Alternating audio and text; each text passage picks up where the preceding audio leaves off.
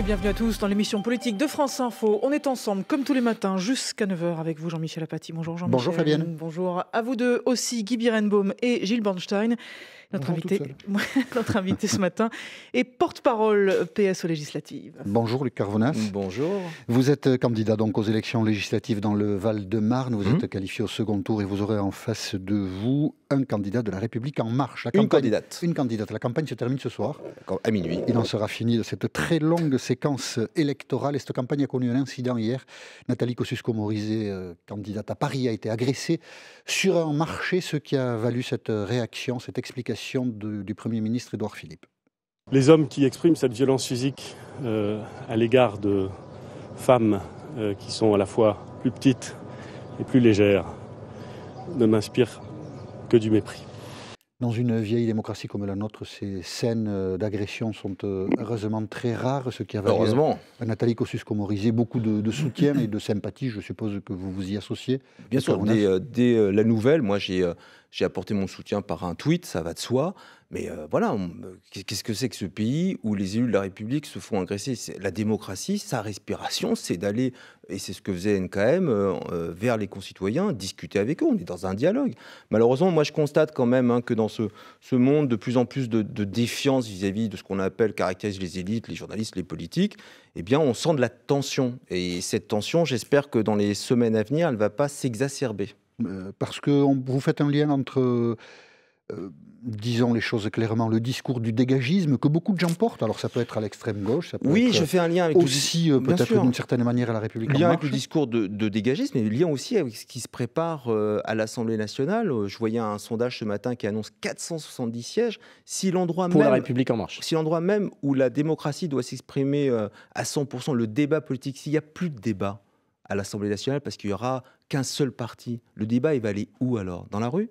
Et cette tension, elle va s'exacerber? Je ne le veux pas. Ceci dit, s'il y a, je ne sais pas, s'il y a s'il y a un groupe hégémonique à l'Assemblée nationale, ce sera d'abord le résultat du vote des citoyens et puis aussi le résultat d'années de déception provoquées par ce que l'on pourrait qualifier de politique professionnelle. D'abord, je ne sais pas ce que c'est un politique professionnel. Quelqu'un qui a une longue carrière politique.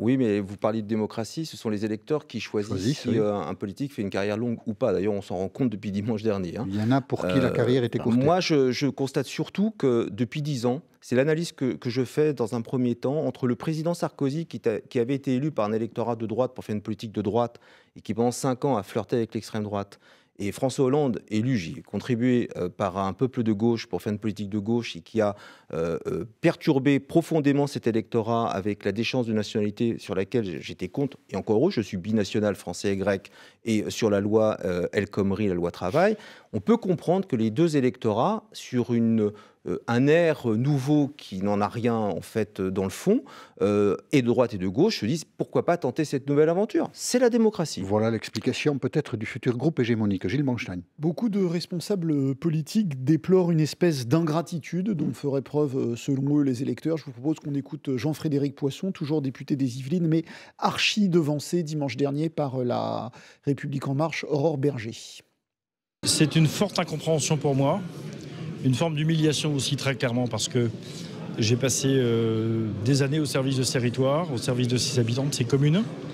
Le fait que ce travail ne soit pas reconnu dans les urnes veut dire une forme d'ingratitude de la population que je ne comprends pas. Alors comme lui, vous êtes bien implanté dans votre circonscription. Vous aussi, vous avez été devancé, moins que lui, mais devancé quand même. Est-ce que vous comprenez ce qu'il dit? Mais je suis arrivé, en tous les cas, devant de 5 points dans la ville dont je suis le maire. Y a-t-il de l'ingratitude? C'est pas une question d'ingratitude. Je pense qu'on pâtit. Il faudra qu'on change. Quand on parle de changer le logiciel, moi, j'ai bien compris cela. Et c'est pour cela que j'essaye d'avoir désormais une parole libre. À force de vouloir, même quand on pensait qu'on n'allait pas dans le bon sens, venir sur les plateaux et pas forcément dire toujours jusqu'au bout ce qu'on avait en tête. Et parfois dire le contraire de ce qu'on pense. Parfois, ça peut arriver. Voilà. Eh bien, aujourd'hui, il faut qu'on tire une leçon. Et c'est un deuxième enseignement que je tire. C'est que quand on s'engage en politique ou qu'on reçoit la confiance de nos électeurs, il faut faire fi de ce qu'on nous dit là-haut et ce qu'on nous prête dans les partis politiques, dans les directions nationales qui parfois sont déconnectées. Quand on est un élu de la République, on est libre et indépendant, et c'est ce que j'essaye d'être. Vous n'avez pas été assez? Je pense que j'ai été peut-être trop bon soldat et j'en pâtis aujourd'hui, j'en ai conscience. On ne peut jamais dire tout ce qu'on pense quand on a une parole publique. Parce que si on peut, écoutez, la responsabilité. Moi, j'ai essayé de le faire. Parfois... J'ai essayé de le faire, ce qui avait surpris beaucoup de mes amis quand Manuel Valls parlait de gauche irréconciliable. J'ai dit que ça n'existait pas. Sur le Burkini, j'avais été très clair. Vous voyez, il faut aujourd'hui, et c'est peut-être aussi pour cela que les Alfortvillais reconnaissent en moi ce langage de vérité et m'ont placé en tête. Mais il faut faire encore plus. Et moi, cet enseignement que je tire, c'est effectivement pouvoir dire les choses sans tergiverser, mais parler avec un langage de vérité, c'est ce qu'attendent les gens de nous. En tout cas, il y a une crise de confiance entre les responsables politiques et les citoyens, et peut-être que cet épisode des élections législatives, où on verra beaucoup de députés qui ne seront pas reconduits, permettra à chacun de réfléchir. La démocratie fait que demain, on aura très certainement une majorité écrasante de la République En Marche, de femmes et d'hommes qui, il y a encore un mois et demi, ne savaient pas qu'ils étaient candidats. Je pense qu'ils apporteront leur expérience professionnelle, mais diriger un pays, ça prend un peu de temps pour en comprendre quand même tous les mécanismes institutionnels. Oui. Et moi, ce que je crains, c'est que l'Assemblée nationale soit remplacée par la haute administration. C'était déjà beaucoup le cas jusqu'à présent, mais ça va être encore plus le cas, à mon avis. Vous avez tous été un moment jeunes députés, qu'on le veuille ou non. Donc là, il y aura plus de jeunes députés. Est-ce que c'est vraiment si grave, en fait, au final ? Non, c'est pas grave. J'ai bien été le plus jeune sénateur socialiste il y a 6 ans. Donc, et vous ne connaissiez pas grand-chose ? Parce qu'il faut vraiment passer par un parti pour connaître les rouages des institutions. J'étais quand même adjoint et puis maire, et j'avais été vice-président d'un département. Je connaissais quand même un peu les problématiques des territoires. Donc il faut se former à l'intérieur des territoires pour être un bon député. Je pense que quand on parle aujourd'hui de moralisation de la vie publique, il faut peut-être aussi intégrer qu'avant d'arriver aux plus hautes fonctions de la République, comme une formation professionnelle, parce que ça reste des choses extrêmement importantes et techniques aussi, de demander à ces futurs parlementaires d'avoir au moins un mandat, quel que soit le niveau, conseiller municipal, conseiller général, d'expérience d'élu local. Je pense que tout ça va manquer. Et encore une fois, celles et ceux qui nous regardent, qu'est-ce qui est en train de se passer ? Moi, je l'ai toujours dénoncé depuis des années, et je vais le redénoncer. C'est que, alors que c'est aux politiques de faire société, on nous vend, parce que c'est du marketing, le renouvellement, les têtes nouvelles. Mais quand vous regardez dans les cabinets ministériels qui se sont installés désormais, ce sont les mêmes que depuis 10 ou 15 ans, y compris dans la haute administration. Donc si c'est pour laisser les lois se faire fabriquer par quelques-uns ailleurs, comme va le demander Édouard Philippe, dans cette grande majorité, il va leur dire vous êtes gentils, vous allez attendre votre expérience, c'est pour plus tard, donnez-moi les moyens de légiférer par ordonnance. Qu'est-ce que c'est que cette démocratie ? Le Code du travail qui, évidemment, parle de sécurité de l'emploi et de formation professionnelle, mais pas que. C'est le travail le dimanche, c'est la laïcité dans le travail, c'est des questions de société qui doivent être débattues par le Parlement. Et on y vient dans une minute. Il est 8h40, l'essentiel tient en une minute avec vous, Victor Mattei. L'affaire Grégory, la mort d'un enfant de 4 ans en 1984, pas encore résolue, mais l'on se rapproche de la vérité. Les mots hier du procureur général de Dijon. Et ce matin, le grand-oncle et la grande-tante de l'enfant sont déférés au parquet. Ils vont être présentés à un juge en vue d'une possible mise en examen. Faire pression sur PSA et Renault pour qu'ils augmentent les commandes, ce qui permettra ensuite de trouver un repreneur. Les objectifs des salariés de GMS se rassemblent devant Bercy cet après-midi. Des représentants du constructeur automobile creusois seront reçus par le ministre de l'économie. Une nouvelle attaque à Kaboul pendant ce mois de Ramadan. Il s'agit cette fois d'un attentat suicide contre une mosquée chiite de la capitale afghane. Bilan, au moins 4 morts et 8 blessés. Et puis cet accord hier soir entre la zone euro et le Fonds monétaire international. 8,5 milliards d'euros pour la Grèce. Une solution à court terme pour éviter une crise cet été. France Info. C'est Luc Carvounas qui est avec nous jusqu'à 9h sur France Info. Question Jean-Michel Apathy. Luc Carvounas, porte-parole de la campagne du Parti Socialiste. Vous avez dit que quand ça se produit dans une circonscription entre un candidat de la République En Marche et un candidat de la France Insoumise, vous voteriez plutôt pour un candidat de la France Insoumise.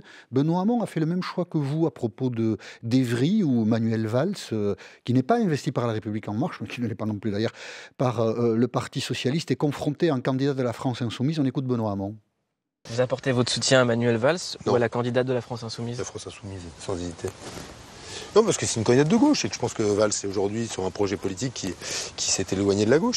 Vous souhaitez la défaite de Manuel Valls, dont vous avez été longtemps compagnon de route. Donc, comme vous êtes un observateur aguerri, vous avez très bien vu que ce que j'avais exprimé, c'est quand un candidat soutenu par Édouard Philippe et un candidat soutenu par Jean-Luc Mélenchon, lequel je choisis le candidat soutenu par Jean-Luc Mélenchon parce que c'est un candidat de gauche. Bon, à ce que je sache, d'abord, Manuel Valls n'est pas soutenu par Édouard Philippe. Deux, vous recommencez à couper les choses en non,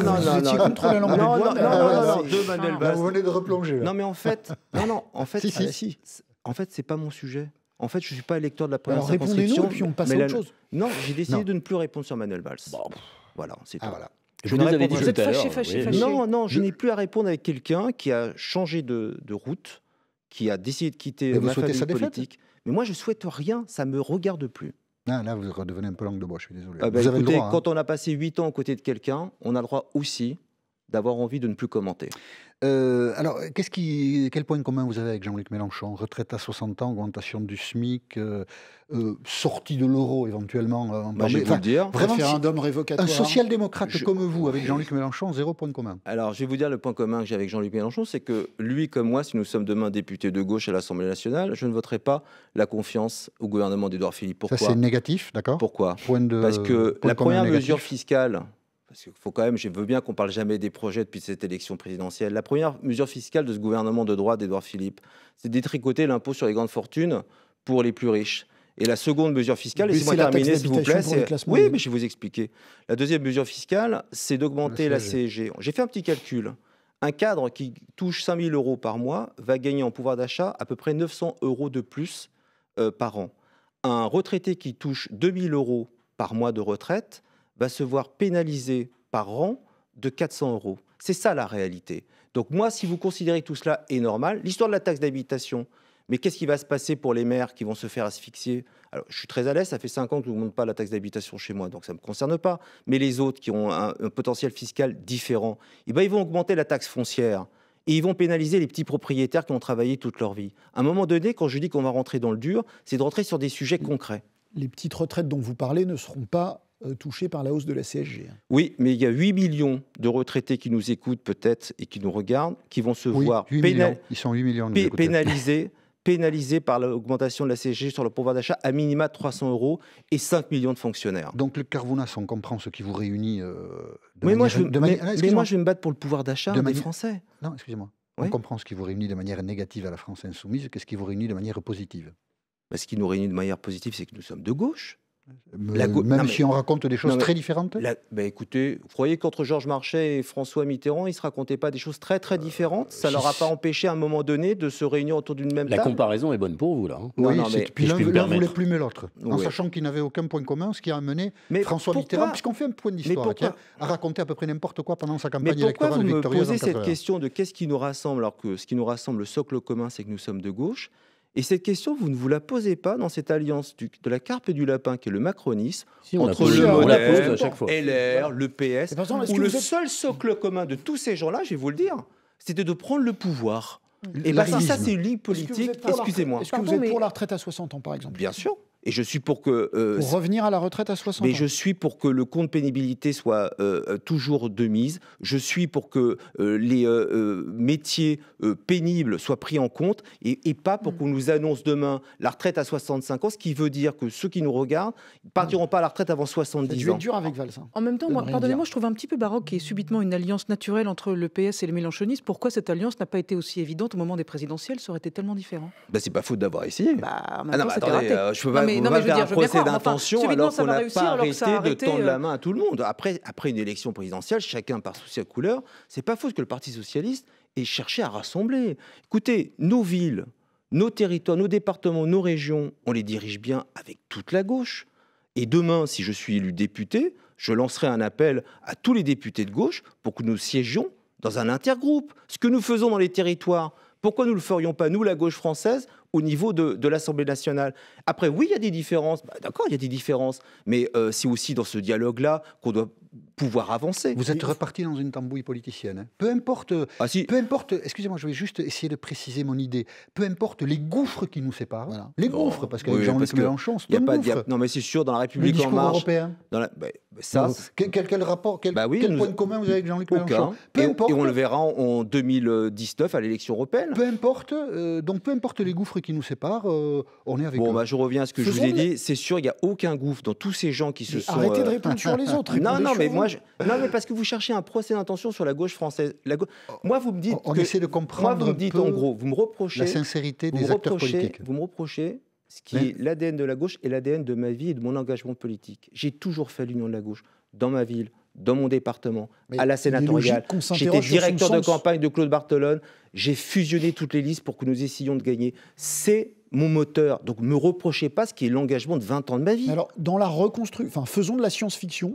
Dans la reconstruction de la... qui sonne, je ne sais pas lequel, mais c'est peut-être le vôtre, c'est le vôtre. C'est le mien. Alors Gilles, voilà, on le ne sonnera plus. Voilà, très bien. Dans la reconstruction de la gauche, faisons de la science-fiction, vous seriez prêt à siéger dans un gouvernement avec des gens de la France insoumise? Moi, écoutez, moi je ne suis pas dans la science-fiction. Ça ne vous aura pas échappé qu'on est au moins dans l'opposition pour 5 ans, que je me bats pour être une voix forte de gauche à l'Assemblée nationale dimanche soir. Il faudra qu'on travaille. Il faudra qu'on apprenne à retrouver le chemin du dialogue. Il va falloir qu'on s'assoie sur ces compétences qui existent. Il y a du boulot. Bien sûr qu'il y a du boulot, puisque vu ce qu'on nous annonce, je ne vais pas vous dire non, il n'y a pas de boulot. Et à 46 ans, je vais vous dire quoi? Je baisse les bras et j'arrête? Non. Mon engagement, encore une fois, c'est un engagement collectif, c'est un engagement pour la France. Et bien moi, si je suis demain cette voix à l'Assemblée nationale, je mettrai tout en œuvre, toute mon énergie pour rassembler un maximum de sensibilité pour que la gauche française se reconstruise. On peut trouver ça baroque, mais c'est encore une fois 20 ans de mon engagement politique. Non, pas baroque. On essayait juste de voir si ce que vous nous disiez en première partie de cette interview pouvait être appliqué durablement, c'est-à-dire être sincère, ne pas être trop dans le calcul. Vous ne me trouvez pas sincère là, dans ce que je vous dis? Je pense que l'alliance avec Jean-Luc Mélenchon et son programme doit vous poser davantage de problèmes que vous ne voulez le concéder au micro. En posant la question, vous voulez déjà entendre la réponse. Si vous trouvez dans mes propos pas de sincérité, alors excusez-moi, je ne sais pas à quel moment je serai sincère dans ma vie. Eh bien voilà. Bon, nous pouvons peut-être, Fabienne, faire une petite pause. Allez, faisons ça pour 1 minute. Il est 8h50 sur France Info et Victor Maté est là. La fin de la garde à vue ce matin du grand-oncle et de la grande-tante de Grégory Villemain. Le mystère sur la mort de l'enfant dure maintenant depuis plus de 30 ans. Le couple va être présenté à un juge en vue d'une possible mise en examen. La ministre de la Santé relance le débat sur la vaccination obligatoire. Pas moins de 11 vaccins infantiles sur une durée limitée pourraient être proposés par Agnès Buzyn, qui met en avant des récents cas mortels de méningite ou de rougeole. C'est un entretien au journal Le Parisien. À Paris et partout en France, vers un raz-de-marée de la République En Marche dimanche pour le second tour des législatives. Une large majorité mal vue par 6 Français sur 10, enquête Odoxa pour France Info, qui table aussi sur une nouvelle abstention record à 53%. C'est encore plus donc qu'au premier tour. Et puis un record ce matin pour Toyota, celui du tour de piste le plus rapide de l'histoire des 24 heures du Mans. L'écurie japonaise partira demain en pole position. France Info. Luc Carbonat, c'est l'invité politique de France Info ce matin. Et la question, c'est Gilles Bernstein. Absolument. Est-ce que vous en voulez aussi à François Hollande pour le quinquennat qui vient de s'écouler? Beaucoup l'étrient, à l'image de Jean Glavany, député pendant 24 ans dans les Hautes-Pyrénées, me semble-t-il, et très sévèrement battu dimanche dernier. On écoute Jean Glavany sur France Inter. On a manqué d'un chef d'État, d'un homme d'État qui soit le chef d'État, avec de l'autorité naturelle, avec le sens de la décision, de la cohérence, de la fermeté. Il n'y a pas eu d'incarnation de la République au plus haut niveau de l'État. Sur l'incarnation, il n'y a pas grand-chose à dire en reproche à Emmanuel Macron depuis le début. Sur l'incarnation, je pense qu'il a plus incarné la République en un mois que Hollande en 5 ans. C'est dur, ça. Des propos très durs. Vous les partagez? Emmanuel Macron a plus incarné la République en un mois que François Hollande. Je vais vous dire, alors pour le coup, c'est encore je fais la langue de bois. Oui, on va le dire. Mais vis-à-vis de nos institutions, je critiquerai jamais un président de la République parce que c'est le chef de l'État. Il a été chef de l'État. Après, si la question c'est est-ce que j'en veux à la génération de François Hollande avec François Hollande, celle qui a. La question c'est est-ce que vous en voulez à François Hollande? Celle qui était déjà au pouvoir en 81. Celle qui est revenue au pouvoir en 97, celle que j'ai accompagnée pour prendre le pouvoir en 2012, et cette même génération, dont Madame Ségolène Royal, qui... ça vous embête pas de taper sur Ségolène Royal? Elle a rien fait. Mais sur François. Non, mais laissez-moi terminer. Laissez-moi terminer ma démonstration. Allez-y, monsieur Carbonat. Donc, si Ségolène Royal appelle à voter désormais pour la candidate ou le candidat de la République en marche contre Delphine Batho, je trouve pas ça très classe vis-à-vis d'un parti socialiste qui vous a tout donné. Alors ça peut faire rire, hein. Non, ça peut faire. Non, mais ça peut faire rire. Excusez-moi, non, ça peut faire rire et être un peu dans le mépris. Mais si vous voulez que je vous dise, est-ce que j'en veux à François Hollande, l'homme qui n'a pas su empêcher ce qui est en train de se passer? Évidemment, on me disait que c'était un grand stratège. On me disait que tout le monde était extrêmement intelligent là-haut à l'Élysée, à Matignon et à Solferino. Et un collaborateur avec 260 000 clics a pris le pouvoir. Et dans quel état aujourd'hui est ma famille politique? Vous voulez une vraie réponse? Je vous la donne, la vraie réponse. Et moi, ça me fait pas rire du tout. Un collaborateur avec 260 000 clics, ce que vous dites ne correspond pas à la réalité. C'est pas ça qui s'est passé. Il y a des voix, il y a des électeurs, il y a des élections. Alors pourquoi s'il y a tellement d'appétence, pourquoi ils sont même pas capables, avec leurs militants, de tenir nos bureaux de vote dans nos villes? Où ils sont, les gens de la République En Marche? Ils sont virtuels ou ils existent réellement? Ils existent dans les urnes. Non, mais vous voyez ce que je veux dire? Non, dites-nous. 13,8% des Français, des électeurs français, ont choisi la République En Marche dimanche dernier. 13,8%. Des inscrits. Voilà. Il y a un problème de légitimité? Non, la démocratie, c'est la démocratie, je l'ai déjà dit. C'est pas un problème de légitimité. C'est que dans l'hémicycle demain, il n'y aura pas l'expression politique du pluralisme des Français. Et donc cela m'inquiète. Cela m'inquiète par rapport à ce que l'on a dit sur NKM, sur cette défiance et cette violence qu'il y a à l'égard du politique. Où tout cela va être canalisé, si ça ne peut pas être canalisé dans le débat démocratique à l'Assemblée nationale. Vous dites que c'est des clics, c'est du vent, donc c'est rien, en fait. Ce que j'entends là, ça n'existe pas. Ils ne sont pas là, ils n'existent pas, ce sont des gens qu'on clique, tout ça c'est... Juger sur les faits, mais moi je juge sur les faits. Preuve est qu'ils sont incapables de tenir les bureaux de vote. Quand on regarde, puisque ce sont des 2.0, des militants 2.0, les candidats, ils sont peu retweetés. Alors certes, il y a un électorat de droite traditionnel, il y a un électorat de gauche traditionnel socialiste qui est allé voter dans ce que j'expliquais entre Nicolas Sarkozy et François Hollande. J'en ai marre, je tente autre chose. Mais la réalité, elle est là. Est-ce qu'il y a une appétence pour la République En Marche? Moi, je vous dis que non. Et je le vis au quotidien. Ils peuvent demain... C'est la démocratie. Gagner avec 10 personnes en un mois et demi. Est-ce que ça donne une base solide? Je ne le pense pas. On a le droit de dire que je suis à côté de la plaque, mais je crois que c'est la réalité. Mais du coup, il y a une appétence pour quoi, pardon Jean-Michel? Si ce n'est pas une appétence pour la République En Marche et que vous avez perdu, vous, au Parti Socialiste, beaucoup de vos candidats, que la droite a perdu... Mais il y a une appétence pour une aventure nouvelle. Il y a une appétence. Mais une appétence sur... Écoutez, vous savez, dans la vie politique, il y a les époques et il y a les périodes. Les époques, elles changent la société. Les périodes, elles sont factuelles. On est dans une période. Mais est-ce que... Ça, vous pourrez le dire à la fin de l'époque. Est-ce que nous sommes en train de vivre le bouleversement de la vie politique française? Moi, je vous dis non. Est-ce que je crois au clivage gauche-droite? Je vous dis oui. Donc vous dites, on va patienter pendant 5 ans et cette mode va passer. Ah non, je ne vais pas patienter pendant 5 ans. Vous avez remarqué que ici, sur ce plateau, moi, je me bats comme un fou pour convaincre, même si ça fait marrer certains. Mais en tous les cas, moi, j'ai envie de continuer à me battre. Voilà. S'il y a des manifestations de rue, quand la réforme du Code du travail sera présentée à l'Assemblée nationale et au Sénat, vous y participerez ou à défaut vous encouragerez les gens à manifester? En tous les cas, moi je vais essayer surtout d'apaiser les choses. Voilà. Moi je pense que défiler, c'est un droit. Hein. On n'empêchera pas les syndicats d'organiser des défilés. Il faudra alors que ces syndicats les organisent comme ils l'ont toujours fait d'ailleurs, en essayant de les contenir. Mais je souhaite, puisqu'on nous explique qu'on est dans le dialogue avec les syndicats, qu'on organise 48 réunions pour empêcher tout cela, mais preuve est quand même qu'il y a un texte qui se prépare qui ne correspondra pas aux attentes de nos concitoyens. Soyons concrets. Si vous dites... le texte qui se prépare, c'est la fin des 35 heures. Le texte qui se prépare, c'est de permettre à des chefs d'entreprise de critériser eux-mêmes dans leur boîte les licenciements. Non, ça a été démenti par la ministre. On verra ça. On verra ça. On verra ça. Mais en tout cas, si vous dites que l'Assemblée nationale a une... Parce que vous ne le dites pas explicitement, mais si vous suggérez que l'Assemblée nationale a une légitimité faible, vous encouragez la manifestation d'une autre forme de légitimité ailleurs qu'à l'Assemblée nationale. Jean-Michel Apathy, je vous ai jamais connu comme ça. C'est la première fois que je vous entends. Alors ça tombe sur moi, tant pis. Il fallait bien que ça arrive sur quelqu'un. Il fallait bien que ça arrive sur quelqu'un. Je vous explique depuis le début de cette émission que moi je crois en la démocratie et dans le vote. Donc ne me dites pas que je trouve illégitime les choses et que j'attends que la rue fasse de la violence. C'est exactement le contraire que je suis en train d'expliquer. Donc je veux bien qu'on soit très au fond du trou, les socialistes. Mais ce serait bien aussi qu'on nous écoute un peu. Hein. Quand on fait de la politique, il faut tout savoir faire. une vidéo sur laquelle vous connaît un certain succès. Et donc, on va la diffuser pour les auditeurs de France Info. Non, vous êtes très bien. Luc Carvounas danse le Dombolo. Il faut décrire. C'est une danse africaine et vous êtes absolument parfait. Il n'y en a pas un autour de cette table qui serait capable de danser comme vous.